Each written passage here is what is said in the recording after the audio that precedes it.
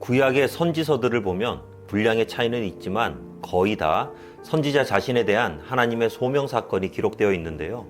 이건 선지자가 선포하는 메시지가 자신의 생각이 아니라 하나님의 말씀임을 알리기 위해서 그런 것입니다. 그리고 선지자가 활동했던 시기도 참 중요한데요.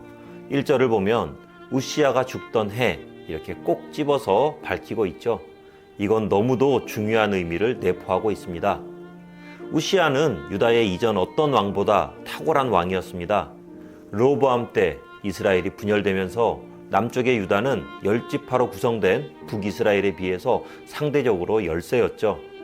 이리저리 계속 밀리기만 하면서 점점 국력이 약해지고 특히 5대 왕인 요람의 아내이고 6대 왕인 아하시아의 모친이기도 한 아합 왕의 딸 아달랴가 다윗의 모든 후손을 다 죽이고 정권을 찬탈하기까지 하면서 국력은 물론이고 왕실의 정통성까지 흔들리는 대위기를 겪기도 했습니다.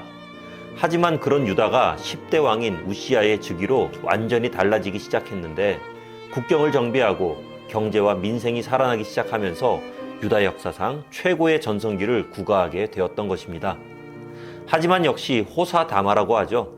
유다는 다시 악재를 만나게 되는데 우시야는 나라가 부강하게 되니까 교만해져서 왕권에 만족하지 못하고 신정권까지 원하면서 제사장의 직분까지 욕심을 내기 시작합니다. 아마도 애굽이나 주변 이방 국가들이 재정일치의 통치 체계를 가진 것을 보고 유다도 그렇게 해서 보다 강력한 권력을 누리고 싶었던 것 같아요.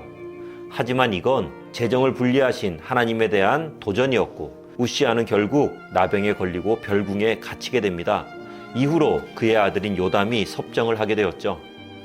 그런데 이런 일련의 사건은 유다 사람들 입장에서는요, 날벼락 같은 일이었습니다. 왜냐하면 이제 좀 먹고 살만해지니까 그 모든 걸 이끌어낸 왕이 갑자기 큰 병에 걸린 거예요. 아마 모든 유다 백성들과 이사야 역시 우시야가 회복되기를 간절히 바랐을 거지만 우시야는 결국 일찍 죽고 맙니다.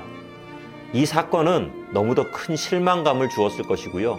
특히 하나님 나라에 대한 강한 비전을 품고 살아가는 젊은 선지자 이사야에게는요, 절망 그 자체였을 것입니다. 그리고 이런 절망적인 상황에서 이사야가 할 수 있는 건 하나님 앞에 엎드리는 것뿐이었습니다. 하지만 바로 그때 모든 소망이 사라지고 비전이 물거품이 되었다고 생각하며 하나님 앞으로 나아간 바로 그때 하늘 보좌에 앉으신 영광의 왕 하나님을 만나는 놀라운 체험을 하게 된 것입니다. 이 사건을 통해 이사야는 절망 가운데 하나님 나라의 비전을 회복할 수 있었던 거예요. 보통 소망이 사라지고 더 이상 비전이 보이지 않으면 믿음을 버리고 신앙을 포기해버리기도 합니다. 말 그대로 모든 게 끝났다고 생각하면서 하나님은 없다고까지 말하거든요. 하지만 바로 그때가 하나님께 엎드릴 때입니다. 바로 그때가 참 소망, 바로 예수 그리스도 외에 다른 모든 걸 다 걷어낼 수 있는 최고의 시간이기 때문입니다. 우시야는 죽었죠. 하지만 하나님은 여전히 높은 보좌에 앉아 계셨습니다. 우시야에게 두었던 소망이 무너질 때 비로소 이사야는 만군의 여호와이신 진짜 왕을 만날 수 있었던 것입니다.